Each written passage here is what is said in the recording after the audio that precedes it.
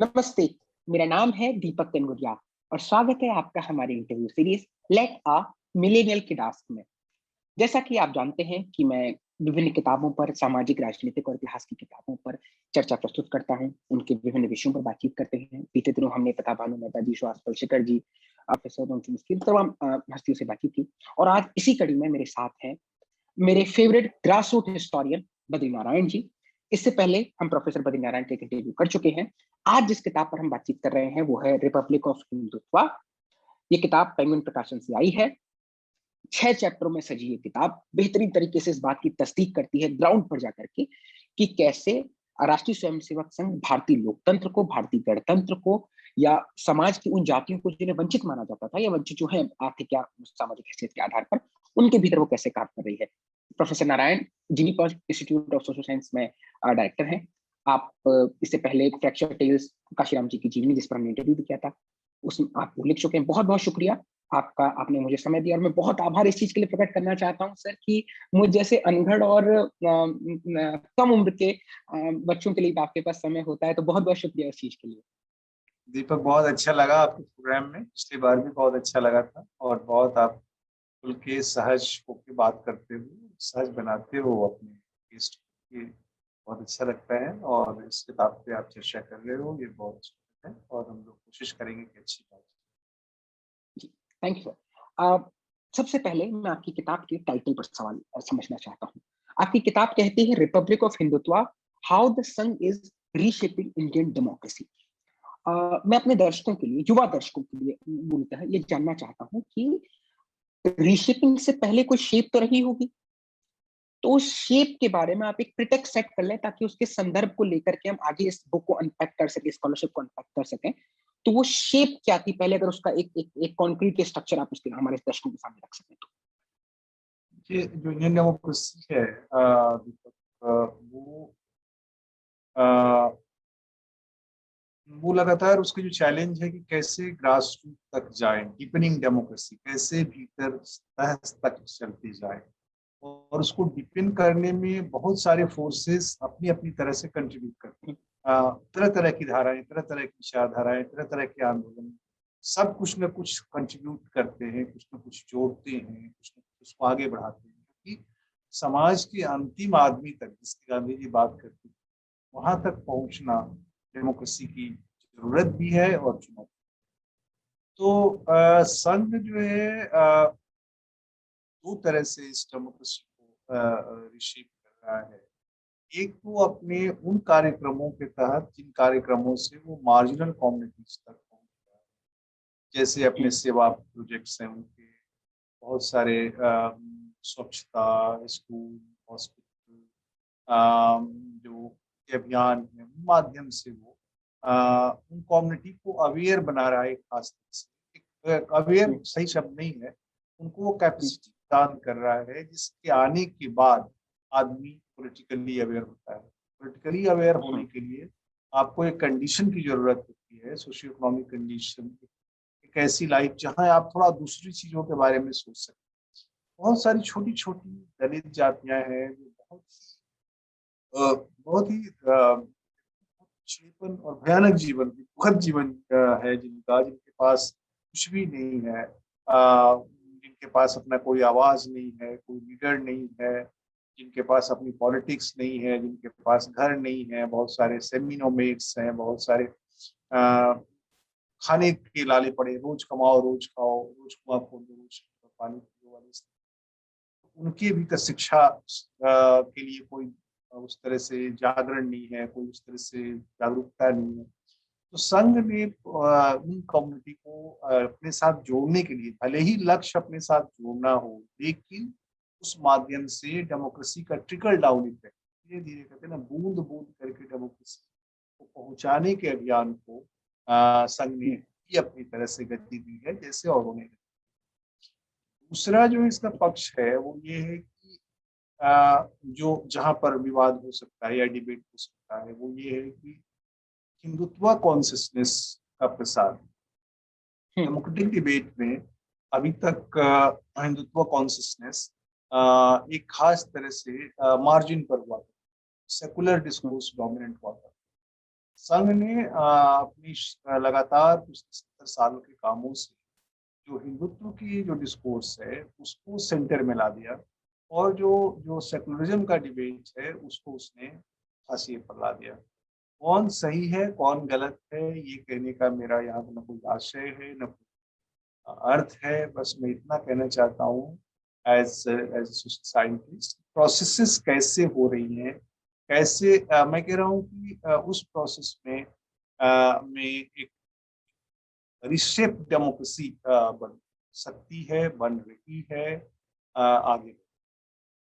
लेकिन अच्छा ये है कि दोनों ही मामलों में डेमोक्रेसी डिपेंड हो रही है, डेमोक्रेसी कुंद नहीं हो रही है, डेमोक्रेसी रुक नहीं रही, फैल रही है।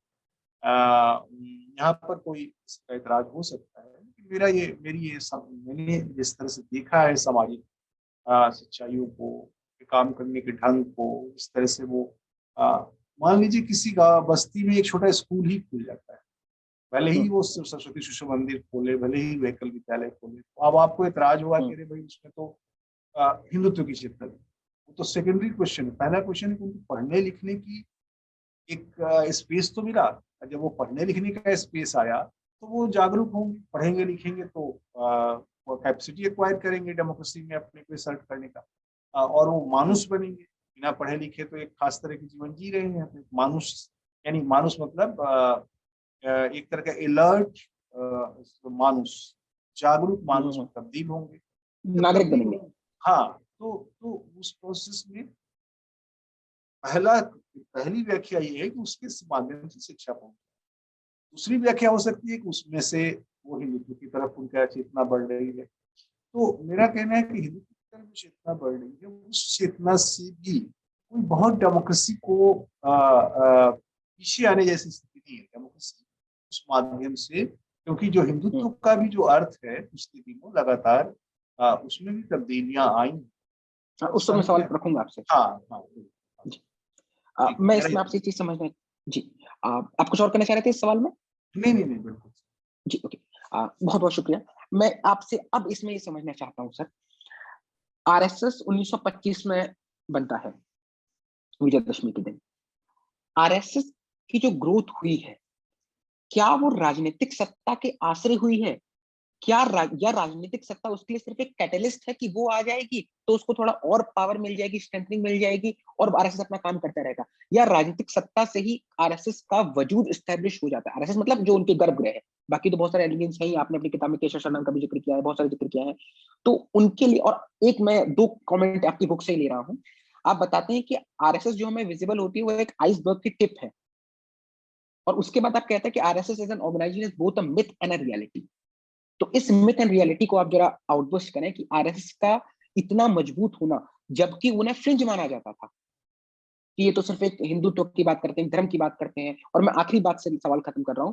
हजारी प्रसाद द्विवेदी ने कभी कहा था कि भारत पर सिर्फ वही राज कर सकता है जो समन्वय की बात करता हो। आपका टेक है? जो संघ है वो राजनीतिक सत्ता से संघ की शक्ति नहीं बनी।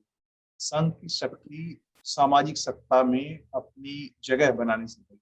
उसने धीरे धीरे समाज में अपनी जगह को बनाया है, अपने संदेश और अपने विचारों को प्रसारित किया है, और उस माध्यम से एक बड़ी नेटवर्किंग, एक बड़ी प्रसार उसने एक्वायर की। और वो उसकी शक्ति का कारण नहीं। तो 14 में पहली बार बीजेपी इतनी मजबूत ढंग से, उसके पहले अटल बिहारी वाजपेयी, शेष 70 सालों में अगर आप देखें, मुश्किल 40-45 साल तो उनको कोई पॉलिटिकली जो जो फेवरेबल कंडीशन नहीं थी, तब भी वो काम करते रहे और काम करते रहे। दूसरी बात जो है वो ये है कि राजनीति उनके लिए कैटलिस्ट हो सकती है। अगर राजनीति में शक्ति, अगर उनके सिंपैथाइजर पॉलिटिकल फोर्सेस को मिले तो उससे उनको काम करने का एक फेवरेबल माहौल मिल सकता है। लेकिन कई बार उसका घाटा भी होता है सर।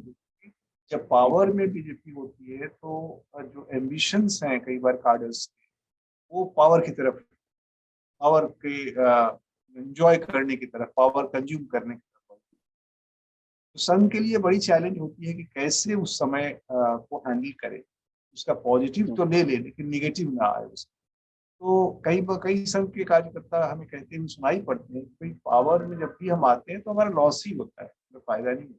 कि हमारी जो शक्ति है काम करने के, वो कितना कईयों ने हमसे ये बात शेयर करी। एक पूरी विचारधारा है संघ में, पावर से बहुत संवाद नहीं करना चाहिए। हाँ, एक ग्रुप है जो उसका संवाद भी करती है और उसके अपने लाभ भी लेती है।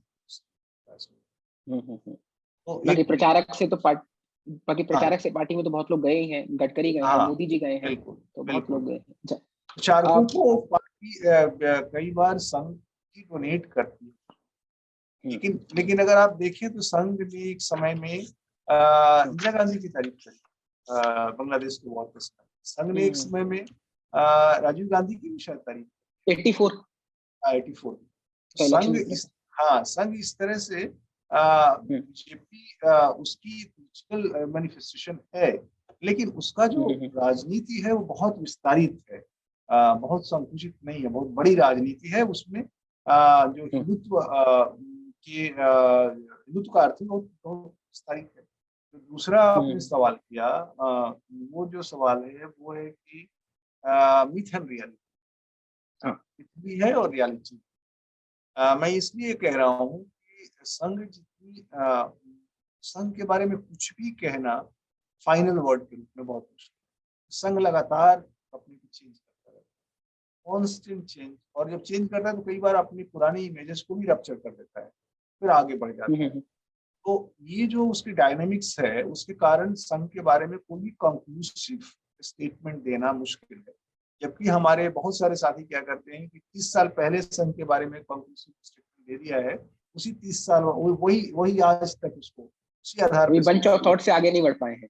हाँ हाँ, उससे आगे नहीं बढ़ पाएंगे, जबकि संघ काफी आगे बढ़ चुका है। तो एक तो ये है, दूसरा क्या है कि जब वो काम करते हैं तो इसी में वो आइसटी वॉइस वर्क वाला भी आंसर है, उसमें बहुत कुछ हमें दिखता है, बहुत कुछ नहीं दिखता है, बहुत कुछ इनविजिबल होता है। जितने संगठनों को हम जानते हैं उससे कई गुना ज्यादा संगठन उनके इन्फ्लुएंस में काम कर रहे होते हैं, इसको हमें पता नहीं होता कि इसका संघ के साथ रिश्ता है, बट वो संघ से जुड़े हुए होते हैं।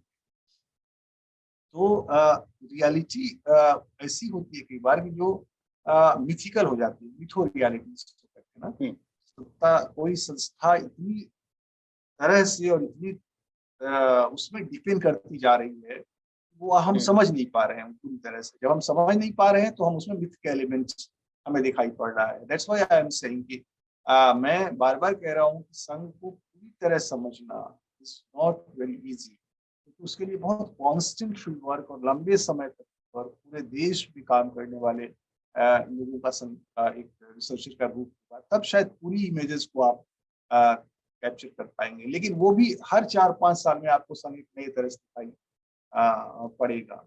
ये है myth and reality and tip of iceberg का मामला है कि जितना दिखता है संघ उतनी ही उससे ज्यादा अदृश्य होता है। रियलिटी उसकी ऐसी होती है जिसमें एक मैजिकल, जिसको अगर आप कहें तो मैजिकल रियलिज्म, जादुई यथार्थवाद जैसी चीज कई बार उसमें आपको दिखाई पड़ेगी।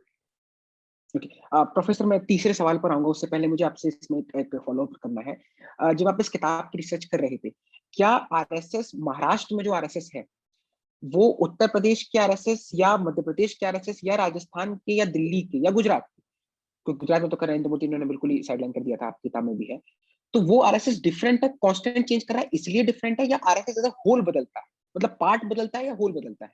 नहीं, देखिए आरएसएस जो है प्रैक्टिस में बदलता है। मैंने बार बार ये कहा है, प्रैक्टिस जो है वो सिद्धांत में तो एक ही रहता है हर जगह, लेकिन प्रैक्टिस में बदलता है, और जब प्रैक्टिस में बदलता है तो वो हर जगह बदलता है। लेकिन कहीं पहले वो बदलाव शुरू हो जाता है, कहीं बाद में आता है। बहुत बार डिपेंड करता है प्रचारकों के अपने पर्सनैलिटी पर भी, अपने विजन पे, काम करने के ढंग पे। कई बार कोई प्रचारक ऐसा होता है जो, क्योंकि वो प्रैक्टिस है ना, तो जितना प्रैक्टिकल होकर काम करेंगे, जैसे एक प्रचारक सुनील देवधर गए काम करने त्रिपुरा में। त्रिपुरा में गए तो कोई बताता है कि वो वहाँ पे तो सब मीट खाते हैं और ये मीट नहीं खाते, तो इन्होंने मीट खाना सीखा। कोई मीट नहीं खाएंगे तो आप तो अलग रहेंगे, तो ही लर्न टू एसिमिलेट होना पड़ेगा आपको। हाँ, आपको जुड़ना पड़ेगा। तो ये यानी वो आदत उन्होंने बनाई, ये मैं मेरे को बता रहे थे, मैं इसमें सच है। लेकिन ऐसे लेकिन जी। लेकिन इस तरह के जो मैंने देखा है कि जैसे मान लीजिए ट्राइबल में काम कर, तो उनकी जीवन शैली और उसके साथ ही वो अपना कनेक्ट, ये जो परिवर्तन है कई बार इस एरिया में पहले शुरू होती है, बाद में अन्य क्षेत्रों में जाती है, लेकिन प्रचारकों के काम करने की जो ढंग है वो भी व्यक्तित्व के अनुसार अलग अलग हो सकते हैं, लेकिन जो उसका मिशन है वो एक ही है, और मिशन है कि सबको जोड़ो, सबको अपने साथ शामिल करो, एप्रोप्रिएट करना भी शब्द मैं इस्तेमाल करता हूँ। इसमें मैं सवाल नहीं करता, मतलब हिंदू तो हाँ, हाँ। ये समझना एक राजनीति विज्ञान के छात्र के या 20 बरस के मिलेनियल किड के हिसाब से मुझे समझना ये बड़ा दिलचस्प है। आपने अपनी किताब में एक चैप्टर भी नोट किया है, appropriation is process caste Dalits and Hindutva.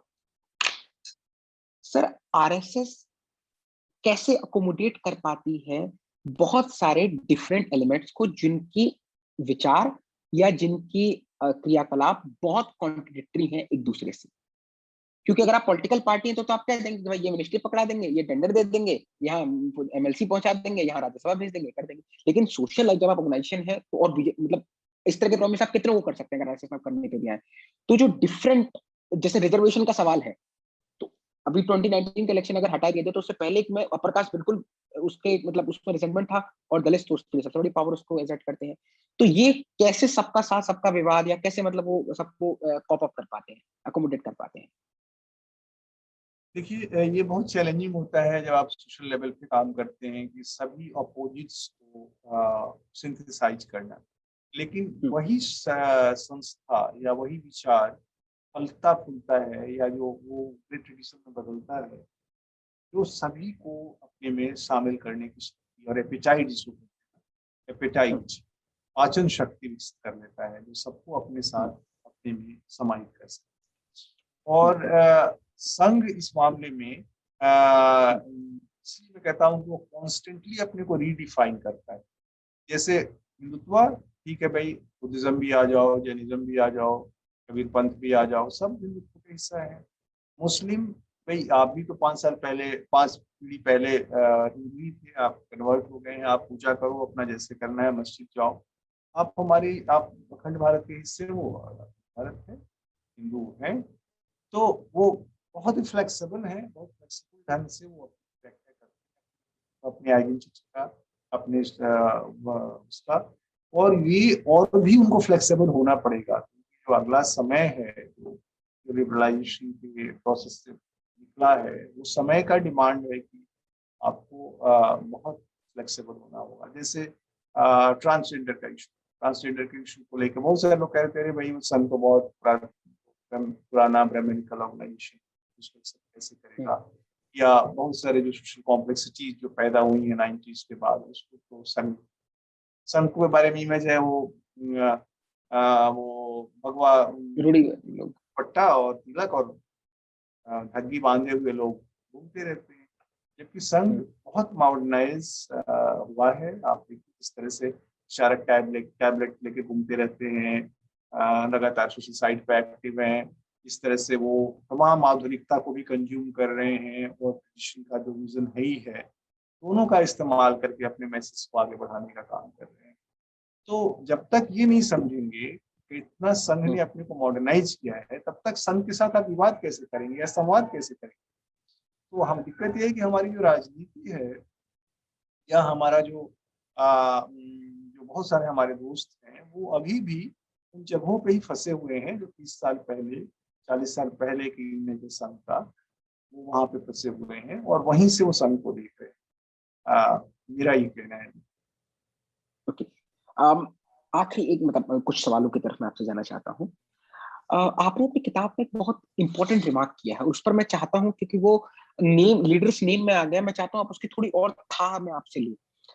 आपने लिखा है कि प्री इंडिपेंडेंस का जो टाइम था, उसमें आपने मदन मोहन मालवीय का जिक्र किया, आपने महात्मा गांधी का नाम लिया, जवाहरलाल नेहरू का नाम लिया, बहुत सारे लोग, डॉक्टर अम्बेडकर तो मतलब मेन है ही, जो सोशल मूवमेंट भी कर रहे थे, और वो कई बार पॉलिटिकल इलेक्ट्रो लाइन में वो ब्लर लाइन रहती थी कई बार। 70 के दशक में भी सोशल मूवमेंट की बात थी, चंद्रशेखर का नाम आया और कई लोगों के नाम आए। उसके बाद 80s में, 70 के दशक के बाद से धनबल और भुजबल आया पॉलिटिक्स में, बिजनेसमैन आने लगे, गुंडे बनने आने लगे। और 90s में पॉलिटिक्स और गवर्नेंस आ गई। उसके बाद फिर आप बताते हैं कि वो एनजीओ को ट्रांसफर कर दिया गया, सारी बातें हुई। तो भारतीय राजनीति की जो तीनों टर्निंग पॉइंट थे, इस पर मैं आपकी टिप्पणी, आपकी था लेना चाहता हूँ, लीडर के नाम से इतर ये फीस अगर आप हमारे युवा दर्शकों को बतला सकें तो। देखिए, मैंने जैसे कहा है कि आज़ादी के पहले राजनीति जो थी सोशल सोशल रिकॉन्स्ट्रक्शन के साथ जुड़ के काम करती थी। यानी जो आज़ादी की लड़ाई थी उसमें भी हरिजन उद्धार, विधवा विवाह, जो सती प्रथा कांड, बहुत सारे सामाजिक प्रश्न थे। तो जो हमारे नेता जो राजनीति करते थे, चाहे वो नेहरू, चाहे गांधी, चाहे वो अम्बेडकर हो, चाहे मदन मालवीय हो, वो सब उसमें इन्वॉल्व। तो उनकी जड़ें समाज में गहरे रूप से फैली हुई जड़ें फैली थी, क्योंकि वो समाज को एड्रेस कर। उसके बाद जैसा मैंने बताया है, तो उसके बाद फिर 70 का दौर आता है। आज़ादी के बाद स्टेट इम्पोर्टेंट हो जाता है हमारी पॉलिटिक्स। और आपको याद होगा विश्वनाथ रेणुका, महिलांचल, वामन दास की जो गतिविधि है, जो वामन दास यानी गांधीयन मूवमेंट कैसे वहाँ फील करता है। फिर वो ये बताता है कि कैसे स्टेट सेंटर हो गया है हमारा पूरा डेमोक्रेटिक पॉलिटिक्स। स्टेट इलेक्शन में जीतना, जब इलेक्शन में जीतना हो गया, तब भी कुछ नेता बचे हुए थे जो अपने राजनीति को जनता के साथ सीधे संवाद से विकसित करते थे और उनके सुख दुख में शामिल रहते थे। मैंने चंद्रशेखर की बात करी है, जिसमें मैंने बहुत सारे लीडर, इवन लोहिया के बाद बहुत सारे लोहियाइट थे जो पॉलिटिक्स करते थे, लेकिन बहुत सोशल इशूज हुए। रामशरीफ वर्मा हरदेव समीर ने बनाई थी। बहुत सारे लोग ऐसे थे।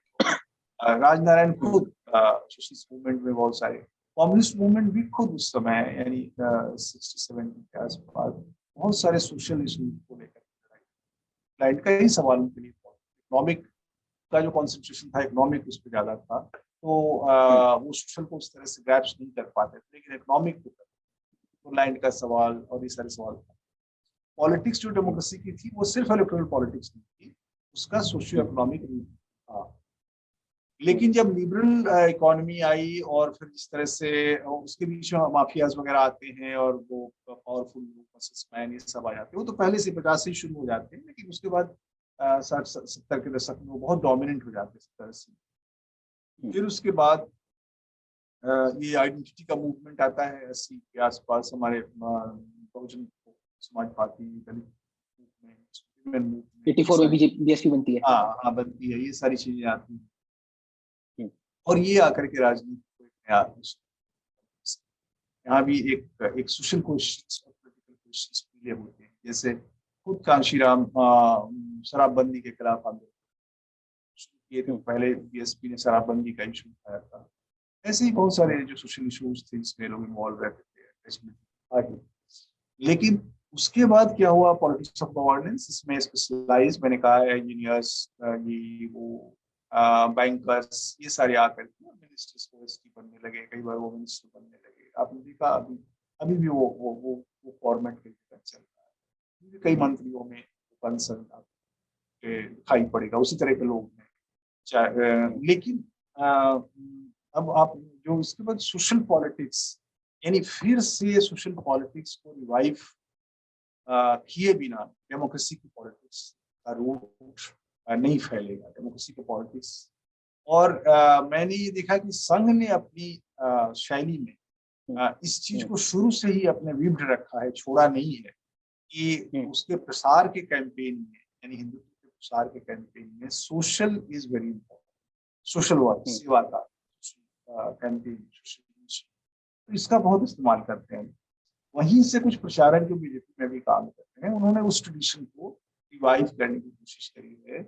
और Narendra Modi is one of among them. Narendra Modi ने ही बीजेपी में पहली बार अपने इम्पीच को जब 19 में थे, तो उन्होंने एक भाषण दिया था। उन्होंने कहा था कि देखो मैं सरल कर रहा हूँ, उनकी शब्दावली कुछ और कहने का था कि दिल्ली बहुत माया की जगह है, दिल्ली से बच के रहना। यहाँ जर्नलिस्ट आएंगे, माइक लगाएंगे और कुछ भी बोल देंगे, तो उससे सावधान रहना माइक की उससे, क्योंकि वो बुलवा लेते हैं आपसे कुछ भी और फिर उसका विवाद शुरू हो जाता है। दूसरा उन्होंने कहा कि ये जो दौर है ये सोशल पॉलिटिक्स का, आप जहाँ भी हो वहां पर सोशल कार्य के साथ पॉलिटिक्स करो और सामाजिक कार्यों के साथ। तो ये बीजेपी की गलत हो या सही हो, तो कोई कह सकता है भाई गलत है या नहीं है, लेकिन बीजेपी की ये स्ट्रेटेजी है कि जनता के बीच डिपेंड करने के लिए अपने, क्योंकि उसको समझ में आ गया है कि जो स्टेट की लैंग्वेज है वो लैंग्वेज बहुत दिन तक पावर में नहीं चलेगी, वो अब जनता को इतने दूर तक प्रभावित नहीं कर पाती। उसे लगता है कि चुनाव में आते हैं, चुनाव जीत सकता है, उसके बाद फिर थोड़े बहुत नीतियां और नियम कुछ करते रहते हैं बात। तो एक सामाजिक रिकॉन्स्ट्रक्शन की पॉलिटिक्स के साथ अपने डेमोक्रेसी की पॉलिटिक्स को अगर आप जोड़ देंगे तो आपकी डेमोक्रेसी की पॉलिटिक्स या स्टेट की पॉलिटिक्स या पावर की पॉलिटिक्स और ज्यादा फैलेगी। ये स्ट्रेटजी कोई इसको गलत कह सकता है, अपने अपने बायसेस हैं लोगों की, अपनी अपनी पोजिशनिंग है, लेकिन मैंने एज एन इस प्रोसेस को डॉक्यूमेंट करने की कोशिश की है कि हमारी इंडियन पॉलिटिक्स में चेंज आ रहे हैं, वो देखने की कोशिश। ओके, तो मैं मतलब अगर मैं नाम भी ले लूं, चलिए ठीक है। तो आपने शमसुल इस्लाम और रतन शारदा के बीच से ग्रे एरिया में जाकर एक किताब आई है, मतलब ये मेरा एनालिसिस है इसमें, कि बिल्कुल निंदा भी ना हो कि अरे ये तो सभी बुरे, और ऐसा भी ना हो कि अरे वे तो सबसे इनसे मान तो कोई था ही नहीं, उसके बीच में दे दिया। बहरहाल मैं आखिरी 2 सवाल की तरफ जाना चाहता हूँ।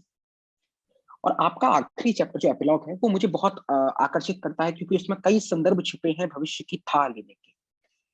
आप अपनी किताब में बतलाते हैं कि ये जो बायो पब्लिक बन रही है, इसे हिंदुत्व पब्लिक में कन्वर्ट करना, और आपके जो शब्द यहाँ पे कोट करूं, बायोलॉजिकल कंसर्न इस तरह लगातार अगर फलीभूत होता रहा और ये एक प्रमुख फैक्टर बनता रहा, प्रमुख कारण के रूप में डोमिनेट करता रहा, तो हिंदुत्व पब्लिक के बनने, उसके रचने, उसके बुनने में ये उस प्रक्रिया में बाधा पहुंचाएगा। कैसे? जब क्या होता है कि जब आपका बॉडी, आपका मुख्य हम्म, कंसर्न हो जाता है अपनी सुरक्षा, हाथ धो, ये करो वो करो, हमें कोरोना ना हो जाए, हमें दूसरों से दूर रहना है, बच के रहना है, डिस्टेंसिंग, सोशल हम्म, डिस्टेंसिंग, तो हिंदुत्व की राजनीति के लिए चुनौती भरा समय होता है, क्योंकि हिंदुत्व की राजनीति संवाद, सम्मेलन, सरकार, समरसता, उस सेवा कार्य, आपको काम करना है जनता के बीच। तो आपको जैसे ही सेल्फ सेंटर्ड आप होंगे, अपनी बॉडी की चिंता केंद्र में हो जाएगी, तो हिंदुत्व की चिंता तो कहाँ आएगी, सेकेंडरी हो जाएगी, कनेक्शन पहले टूट ही गया। कनेक्शन टूट गया, क्योंकि आप आत्मस्थ हो गए। आत्मस्थ हो गए तो आप दूसरों के बारे में नहीं सोचेंगे, दूसरे का मतलब अपने धर्म के बारे में नहीं सोचेंगे, अपनी आइडेंटिटी के बारे में नहीं सोचेंगे, अपने कंट्रीब्यूट नहीं करेंगे, डोनेट नहीं करेंगे, अपने में ही रहने लगेंगे। तो संघ, तो ये बहुत बड़ी चुनौती है राजनीति के लिए, संघ के लिए, कि कैसे उस कॉन्सियसनेस को, यानी सेल्फ सेंटर्ड होने की ये जो प्रवृत्ति, जो कि एक तरह से ग्लोबलाइजेशन के साथ शुरू हुई, लेकिन वो तब तो मोबाइल और उस तक ही थी, क्योंकि लेकिन उसका एक अपनी, उसका भी एक सोशल स्फीयर होता था। अब तो ये और अपने को आपको काट देती है समाज से। तो body biological concern identity concern को मार देती है। बायोलॉजिकल कंसर्न आपके सेल्फ आइडेंटिटी को, या आइडेंटिटी में सेल्फ की चिंता को, और हमेशा आप चिंता मग्न रहते हैं, हमें ये ना हो जाए, हमें वो ना हो जाए, हमें वरीज कंसर्न, टेंशंस, इसके बीच जब आपका देह और मन रहेगा तो फिर आप किसी और के बारे में सोचेंगे। लेकिन मैंने उसमें ये भी कहा है कि समय ने पिछले दिनों कोरोना के समय में कोशिश किया है कि अपने सेवा कार्य का एक वायरस टाइम, डोमिनेंट टाइम में सेवा कार्य को कैसे रिडिफाइन और कैसे अब खाना पहुंचाना, ये करना, वो करना, जो इस तरह के काम बॉम्बे वगैरह में ढेर सारी जगह में कुछ उसमें वाक्य दिए उन्होंने करने की कोशिश की है। तो हो सकता है इस माध्यम से कोई लिंक वो फॉर्ज कर ले, लेकिन चुनौती तो है ही। और ये चुनौती, जैसे अगर मान लीजिए अभी 2 साल और कोरोना रह गया, तो आप देखिएगा मूवमेंट को कहीं ना कहीं धक्का पहुंचता है, बहुत सारे सबको पहुंचेगा, फिर मूवमेंट को पहुंचेगा, क्योंकि आपकी गति की कम हो जाएगी। मैं एक आखिरी सवाल की तरफ जाना चाहता हूँ प्रोफेसर। और जब भी मैं आरएसएस की बात करता हूँ, कि अभी मेरे यहाँ पर एक किताब रखी हुई वॉल्टर के एंडरसन की, और आपने जो किताब है उसको कोट करके मैंने उनमें से कुछ भी और मंगाया। एक मैं मतलब नेम नहीं कर सकता हूँ, लेकिन उन्होंने एक बात कही थी कि एक संघ के जो कार्यकर्ता थे, कि आरएसएस एक हाथी की तरह है, और उसको कई सारे ब्लाइंड लोग उसको टच कर रहे हैं, तो कोई पूंछ पकड़ लेता है, कोई पांव पकड़ लेता है, कोई सूंड पकड़ लेता है, वो कहता है ये हाथी ऐसा ही है। बिल्कुल। मैं समझना चाहता हूँ कि आपने अपनी किताब में लिखा भी है, आपका जो इंटेलेक्चुअल बैगेज था, मतलब वो आपने टर्म किया, मेरे लिए तो वो इंटेलेक्चुअल आपकी स्कॉलरशिप है, वो आपको किस तरह कई बार कठिनाइयां पेश करता रहा जब आप आरएसएस को एनालिसिस कर रहे थे, या आरएसएस को आप भीतर से देख रहे थे, वो आपके लिए किस तरह की चुनौती भरा रहा? देखिए, जब भी आप एक स्टीरियोटाइप्स में आरएसएस को देखते हैं, तो स्टीरियोटाइप्स क्या है? आरएसएस एक ब्राह्मणिकल संगठन है, आरएसएस कम्युनल ऑर्गेनाइजेशन है, आरएसएस पट्टा जनेऊ और तिलक लगा के चलने वाला संगठन। तो आपकी समझदारी बंध जाती है, फिर आप इसी फ्रेम में सब कुछ देखते हैं। आरएसएस का जो भी काम होगा आप इसी फ्रेम में। तो ये मेरे साथ भी था, मैं भी इस तरह के स्टीरियोटाइप से आरएसएस को देखता रहा। लेकिन जब मैं 2000 के आसपास जब मैं फिल्म में काम कर रहा था और मैंने देखा कि दलितों के बीच कैसे संघ काम कर रहा है, मैंने एक किताब भी लिखी, लेकिन उसमें भी मेरा फ्रेम वही था। मैं उसी फ्रेम में सोचता था कि मुझे लग रहा था कि ये उस तरह से कॉम्युनल पॉलिटिक्स को स्ट्रेंथन करती है, इस तरह का इनका प्रसार, मैंने उसको, और ये इसका कॉम्युनलाइजेशन हो सकता है, इतना था कि ये मेरा कॉम्युनल, इस तरह से मैं समझ रहा था। लेकिन जब मैंने आगे देखा तो बात की, तो पहले तो मुझे अपने से लड़ाई लड़नी, उस नोशन से निकलना था, नहीं तो फिर हमारी हर व्याख्या वैसी होती जाएगी, फिर हम अपने को रिपीट करेंगे और रिपीट करेंगे। सोशल रियलिटी आगे बढ़ रही है और हम पीछे जा रहे हैं, हम वहीं खड़े हैं, और वो जिसमें कहते हैं ना, हाथी आगे चली गई और छाया रह गई, तो हम छाया से लड़ते रहते हैं, हाथी की छाया पर ही अटैक करते रहते हैं। तो वो हम एकेडमिकली भी हम भी वही करते रहते हैं। तो हम उससे पहले निकलने की जरूरत है, और उसको निकलने में फील्ड ने हमारी मदद की। वर्क के दौरान हमने देखा कि एक नई आरएसएस उभर रही है। वो आरएसएस जिसमें, जिसको ब्राह्मणिकल कहते थे, उसमें तमाम ओबीसी, तमाम दलित प्रचारक, वो जातियां नहीं बताते, लेकिन आपको पता चल जाएगा आसानी से किस कम्युनिटी के लोग, दूसरे ही बता देंगे आपको। और वो सबकी प्रोफाइल बढ़ती जा रही है, उनका उनके बीच उनका उनके बीच उनका पेनिट्रेशन बढ़ रहा है, उनके बीच एक्सपर्ट चल रहे हैं, उनके बीच काम चल रहा है बड़े पैमाने पर, बड़े पैमाने पर चल रहा है। तो अब उससे लगा कि ये तो धारणा गलत साबित हुई। कम्युनिकल ऑर्गेनाइजेशन, कम्युनिकल डोमिनेंट ऑर्गेनाइजेशन, वहाँ पे तो तमाम लोग, अच्छा, उसके बाद वो जो दूसरी अवधारणा थी जिसने हमें कि कॉमनल, तो मैंने देखा कि कॉमनल राइट्स का ही नोशन बदल गया 90 के बाद। अब आप देखिए, बड़े कॉमनल राइट्स बहुत कम हुए। दिल्ली का एक राइट हुआ, लेकिन यूजुअली पहले जैसे 70 के आसपास में कॉमनल राइट्स होते, बहुत कोई कॉमनल राइट 50 दिन से कम नहीं चलता था। हजारों एक साथ 20,000 लोग मारे जाते थे। लेकिन अब क्या हुआ, सोशल, मैं कहता हूँ स्मॉल स्मॉल कॉन्फ्लिक्ट फिनोमेना, क्योंकि एक आपको राइट की जरूरत नहीं है, छोटी छोटी घटनाएं होंगी, उसी से जनता का मन पोलराइज रहता है। तो मेरा कहना है कि तो कॉमन, एक तो कॉमनलिज्म का अर्थ ही बदल गया, कॉमनल राइट का नोशन ही बदल गया। दूसरा जो है, संघ ने अपनी को इतना रिडिफाइन किया है, इतना फ्लेक्सिबल बनाया है।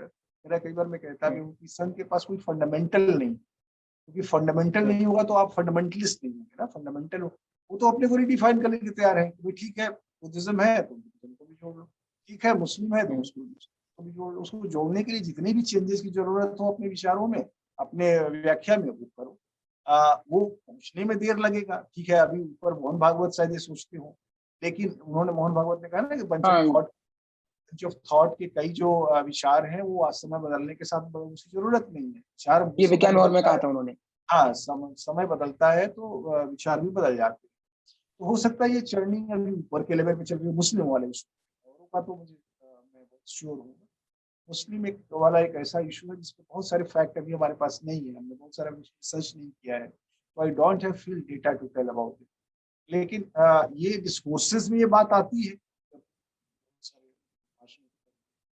कहते हैं ना तो वहां पे वो चीज ग्रास रूट पर प्रैक्टिस में कब तक आएगी ये कहना मुश्किल है। लेकिन मुझे लगता है डेमोक्रेसी के जो अपने दबाव है, संघ ही सिर्फ डेमोक्रेसी को रिसेप्ट नहीं कर रही है, डेमोक्रेसी भी संघ को रिसेप्ट कर रहा है। इस संघ में जो परिवर्तन आए हैं, ये डेमोक्रेसी और जो ग्लोबलाइजेशन का जो प्रोसेस है, ये उसका परिणाम है। उसने संघ को काफी बदला है। टेक्नोलॉजी आई है, हाई सोफिस्टिकेटेड टेक्नोलॉजीज, ग्लोबलाइजेशन के कारण एक्सपोजर, इंटरेक्शन बढ़ा है। ये जो ट्रांसजेंडर का जो पूरा इशू है, वो अनायास थोड़ी हो गया। वो तो डायस्पोरा, जो हिंदू डायस्पोरा है अमेरिका में, इंग्लैंड में, उस सब ने इसमें अपनी ओपिनियन बनाई है, दी संघ के लोगों को, उन्होंने जागरूकता कैंपेन चलाया अपनी सोशल साइट्स पर। ये उन जगहों से भी बहुत सारे विचार आए हैं। तो संघ को अपने प्रसार के लिए भी अपने को चेंज करना जरूरी है, और कई बार एक्सपोजर और कॉन्टैक्ट वो भी आपको चेंज करता है। इसलिए मैं कहता हूँ प्रैक्टिस चेंज करता है संघ को, और कई बार संघ जो ऊपर बोलता है वो प्रैक्टिस में एकदम अलग ढंग से हो रहा होता है, और संघ फिर उससे सीखता है। संघ का जो हाई ऑफ विचार है वो उससे सीखता है, यानी वो उसका इस्तेमाल करता है अपने भविष्य की थियराइजेशन, पहले थियराइजेशन वो तोड़ता है अपने ही ग्रासरूट से, क्योंकि उसके सोशल नेटवर्क बहुत ज्यादा है, उसको इनपुट बहुत आते हैं वहां से, उन इनपुट के आधार पर वो अपने को चेंज करता है। मतलब नागपुर से पीलीभीत या बहराइच या भरतपुर या किसी भी गांव जिले के कैडर तक की दूरी धीरे धीरे पाटने की कोशिश संघ द्वारा लगातार हो रही है। बिल्कुल, वही मेथड ही है उनका। जी, बहुत बहुत शुक्रिया सर, आपने इस प्रोग्राम के लिए हमें समय दिया। मुझे बहुत खुशी हुई, मुझे उम्मीद है कि इस किताब को आप जरूर पढ़ें। अमेजन, फ्लिपकार्ट, किसी भी जगह आपको बहुत आसानी से अवेलेबल हो पाएगी। किंडल वर्जन भी अब आ गया है, तो आप जरूर रीड करें। बहुत ही इंचेंटिंग रीड है, और बहुत ही सबसे महत्वपूर्ण बात की ग्रासरूट का वर्क है, तो आपको कई चीजों को, मिथकों को तोड़ने में बहुत आसानी होगी विद फैक्ट। बहुत बहुत शुक्रिया प्रोफेसर बद्री नारायण, आपने मुझे समय दिया। मुझे उम्मीद है कि मैं आपसे लगातार आपका समय लेता रहूंगा। बहुत बढ़िया, थैंक यू, बहुत अच्छा लगा, थैंक यू, और हम लोग टच में रहेंगे, बात करेंगे। जी, टेक केयर सर।